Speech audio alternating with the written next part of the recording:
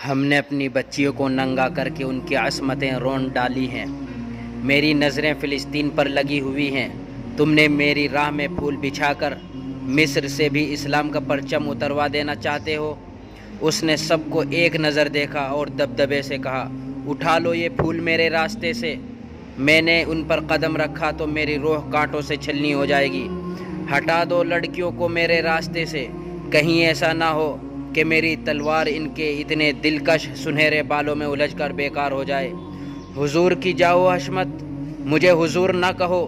صلاح الدین ایوبی نے بولنے والے کو یوں ٹوک دیا جیسے تلوار سے کسی کافر کی گردن کاٹ دی ہو۔ اس نے کہا، حضور وہ تھے جن کا تم کلمہ پڑھتے ہو اور جن کا میں غلام بے دام ہوں۔ میری جان فدا ہو اس حضور صلی اللہ علیہ وسلم پر جن کے مقدس پیغام کو میں نے سینے پر کندہ کر رکھا ہے۔ میں یہی پیغام لے کر مصر آیا ہوں۔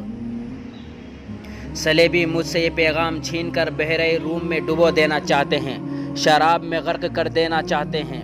میں بادشاہ بن کے نہیں آیا۔ لڑکیاں کسی کے اشارے پر پھولوں کی پتیاں سمیٹ کر وہاں سے ہٹ گئی تھی۔ صلاح الدین ایوبی تیزی سے دروازے کے اندر چلا گیا۔ ایک وسیع کمرہ تھا، اس میں ایک لمبی میز رکھی تھی جس پر رنگا رنگ پھول بکھرے ہوئے تھے اور ان کے درمیان روسٹ کیے ہوئے بکروں کے بڑے بڑے ٹکڑے، سالم مرغ اور جانے کیسے کیسے کھانے سجے ہوئے تھے۔ صلاح الدین ایوبی رک گیا اور اپنے نائب سے پوچھا، کیا مصر کا ہر ایک باشندہ اسی قسم کا کھانا کھاتا ہے؟ نہیں حضور، نائب نے جواب دیا، غریب لوگ تو ایسے کھانے کے خواب بھی نہیں دیکھ سکتے۔ تم کس قوم کے فرد ہو؟ صلاح الدین ایوبی نے پوچھا۔ کیا ان لوگوں کی قوم الگ ہے جو ایسے کھانوں کے خواب بھی نہیں دیکھ سکتے؟ کسی طرف سے کوئی جواب نہ پا کر اس نے کہا، اس جگہ جس قدر ملازم ہیں اور یہاں جتنے سپاہی ڈیوٹی پر ہیں ان سب کو اندر بلاؤ، یہ کھانا انہیں کھلا دو۔ اس نے لپک کر ایک روٹی اٹھائی اور 2-3 بوٹیاں رکھی اور کھڑے کھڑے کھانے لگا۔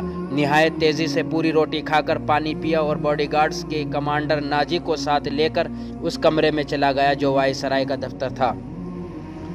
اور 2 گھنٹے بعد ناجی باہر نکلا، دوڑ کر اپنے گھوڑے پر سوار ہوا، ایڑ لگائی اور نظروں سے اوجھل ہو گیا۔ رات ناجی کے کمرے میں اس کے 2 کمانڈر جو اس کے معتمد اور ہمراز تھے اس کے پاس بیٹھے شراب پی رہے تھے۔ ناجی نے کہا، جوانی کا جوش ہے، تھوڑے دنوں میں ٹھنڈا کر دوں گا۔ کمبخت جو بھی بات کرتا ہے کہتا ہے رب کعبہ کی قسم صلیبیوں کو سلطنت اسلامیہ سے باہر نکال کر دم لوں گا۔ صلاح الدین ایوبی ایک کمانڈر نے طنزیہ کہا، اتنا بھی نہیں جانتا کہ سلطنت اسلامیہ کا دم نکل چکا ہے، اب سوڈانی حکومت کریں گے؟ کیا آپ نے اسے بتایا نہیں کہ یہ 50,000 کا لشکر سوڈانی ہے؟ دوسرے کمانڈر ناجی نے پوچھا، اور یہ لشکر جسے وہ اپنی فوج سمجھتا ہے صلیبیوں کے خلاف نہیں لڑے گا؟ تمہارا دماغ ٹھکانے ہے عروش؟ ناجی نے کہا، میں اسے یہ یقین دلایا ہوں کہ یہ 50,000 سوڈانی شیر اس کے اشارے پر صلیبیوں کے پرخچے اڑا دیں گے۔ لیکن ناجی چپ ہو کر سوچ میں پڑ گیا۔ لیکن کیا؟ اس نے مجھے حکم دیا ہے کہ مصر کے باشندوں کی ایک فوج تیار کروں، ناجی نے کہا۔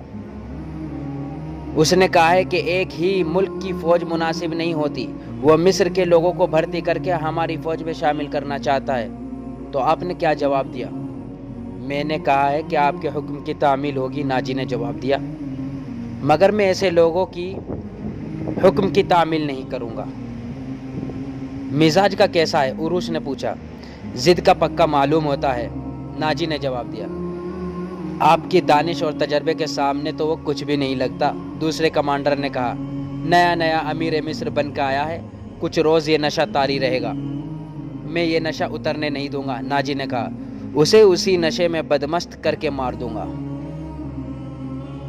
بہت دیر تک یہ تینوں صلاح الدین ایوبی کے خلاف باتیں کرتے رہے اور اس مسئلے پر غور کرتے رہے کہ اگر صلاح الدین ایوبی نے ناجی کی بے تاج بادشاہی کے لیے خطرہ پیدا کر دیا تو وہ کیا کارروائی کریں گے۔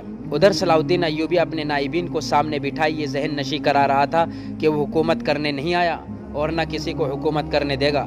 اس نے انہیں کہا کہ اسے جنگی طاقت کی ضرورت ہے اور اس نے یہ بھی کہا کہ اسے یہاں کا فوجی ڈھانچہ بالکل پسند نہیں۔ 50,000 باڈی گارڈز سوڈانی ہیں، ہمیں ہر خطے کے باشندوں کو یہ حق دینا ہے کہ کہ وہ ہماری فوج میں آئیں، اپنے جوہر دکھائیں اور مال غنیمت میں سے اپنا حصہ وصول کریں۔ یہاں کے عوام کا معیار زندگی اسی طرح بلند ہو سکتا ہے۔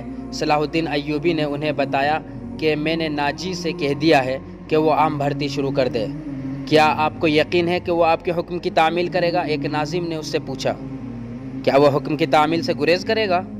وہ گریز کر سکتا ہے، ناظم نے جواب دیا۔ فوجی امور اسی کے سپرد ہیں، وہ کسی سے حکم نہیں لیا کرتا، اپنی منوایا کرتا ہے۔ صلاح الدین ایوبی خاموش رہا، جیسے اس پر کچھ اثر ہی نہ ہوا ہو۔ اس نے سب کو رخصت کر دیا اور صرف علی بن سفیان کو اپنے ساتھ رکھا۔ علی بن سفیان جاسوسی اور جوابی جاسوسی کا ماہر تھا۔ اسے صلاح الدین ایوبی بغداد سے اپنے ساتھ لایا تھا۔ وہ ادھیڑ عمر آدمی تھا، اداکاری، چرب زبانی اور بھیس بدلنے میں مہارت رکھتا تھا۔ جنگوں میں اس نے جاسوسی کی تھی اور جاسوسوں کو پکڑا بھی تھا۔ اس کا اپنا گروہ تھا جو آسمان سے تارے توڑ بھی لاتا تھا۔ صلاح الدین ایوبی کو جاسوسی کی اہمیت سے واقفیت تھی۔ فنی مہارت کے علاوہ علی میں وہی جذبہ تھا جو صلاح الدین ایوبی میں تھا۔ تم نے سنا علی؟ صلاح الدین ایوبی نے کہا، یہ لوگ کہہ گئے ہیں کہ ناجی کسی سے حکم لیا نہیں کرتا، اپنی منوایا کرتا ہے۔ ہاں، علی نے جواب دیا، میں نے سن لیا ہے۔ اگر میں چہرے پہچاننے میں غلطی نہیں کرتا تو میری رائے میں باڈی گارڈز کا یہ کمانڈر، جس کا نام ناجی ہے، ناپاک ذہنیت کا انسان ہے۔ اس کے متعلق میں پہلے سے بھی کچھ جانتا ہوں۔ یہ فوج جو ہمارے خزانے سے تنخواہ لیتی ہے، دراصل ناجی کی ذاتی فوج ہے۔ اس نے حکومتی حلقوں میں ایسی سازشیں کی ہیں جنہیں انتظامی ڈھانچے کو بے حد کمزور کر دیا ہے۔ آپ کا یہ فیصلہ بالکل بجا ہے کہ فوج میں یہاں کے ہر خطے کے سپاہی ہونے چاہیے۔ میں آپ کو تفصیلی معلومات فراہم کروں گا۔ مجھے شک ہے کہ سوڈانی فوج ناجی کی وفادار ہے، ہماری نہیں۔ آپ کو اس فوج کی ترتیب اور تنظیم بدلنی پڑے گی یا ناجی کو سبکدوش کرنا پڑے گا۔ میں اپنی صفوں میں ہی اپنے دشمن پیدا نہیں کرنا چاہتا، صلاح الدین ایوبی نے کہا۔ ناجی گھر کا بھیدی ہے، اسے سبکدوش کر کے اپنا دشمن بنا لینا دانش مندی نہیں۔ ہماری تلوار غیروں کے لیے ہے، اپنوں کا خون بہانے کے لیے نہیں۔ میں ناجی کی ذہنیت کو پیار اور محبت سے بدل سکتا ہوں۔ تم اس فوج کی ذہنیت معلوم کرنے کی کوشش کرو۔ مجھے صحیح اطلاع دو کہ فوج کہاں تک ہماری وفادار ہے۔ مگر ناجی اتنا کچا آدمی نہیں تھا۔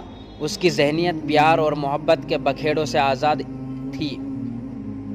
اسے اگر پیار تھا تو اپنے اقتدار اور شیطانیت کے ساتھ تھا۔